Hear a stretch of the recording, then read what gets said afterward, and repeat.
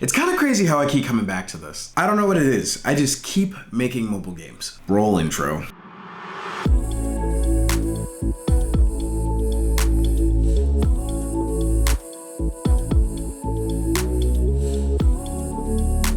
Let me start from the beginning. Abandoned as a pup, I was found by Muriel, who lives in the middle of nowhere. Wait. That doesn't sound right.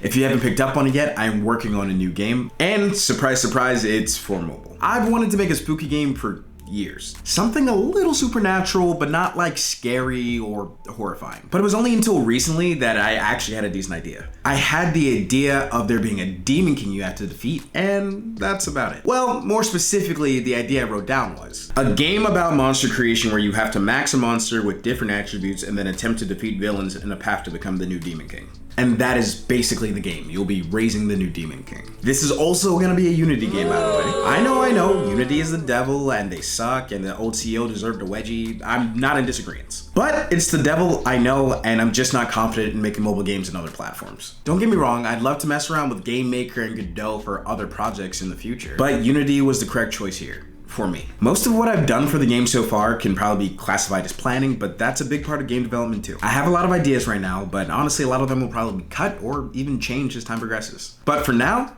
nothing makes me feel progress like some menus. I made a game a while ago called Select Words, and I really liked how the Malachi Studio splash screen looked there, so I whipped that up really fast. Logo and fade to the next screen, easy peasy. I always sketch out how my scenes look in advance just so I have a general idea of what I'm making. As this game is an RPG, I want there to be multiple save slots. That way, you as a player can experience the variations in your choices and the decisions that you make. So I made the UI we need for the start, the save slots, and the options. Now mind you, I know this stuff looks awful, it's placeholder art. It'll look sexy eventually. Trust the process. I also went ahead and mocked the next screen as well, which for the record, I absolutely hate. The other screens will eventually look more clean as I refine, but generally speaking, this is the layout that I like for them. Whereas this screen is just off. Too mechanical, it needs some UX love, but I digress. Now this next step required some work. Unfortunately, there are a handful of Unity topics that I simply do not understand yet, despite having already made a handful of Unity games. And the necessary one for this game in particular is persistent saving.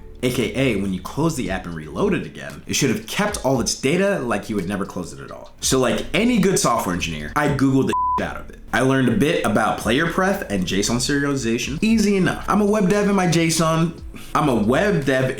job, so I love me some JSON. And player prefs actually works very similarly to the library I used in my other engine, Solar 2D. I decided that player prefs would be best for my global data, so that's where I'll be storing my settings. Things that'll be universal no matter who's playing or what save file you're on. Whereas JSON serialization will work better for my save files. I can just look for the files in the folder programmatically, and then if they exist, load them up. If they don't exist, save them for the first time. The Unity blog post I found was a great resource, and with some minor modifications, I basically got to steal that code nice and easy. But the JSON part of it had me a little confused. So I love me some JSON.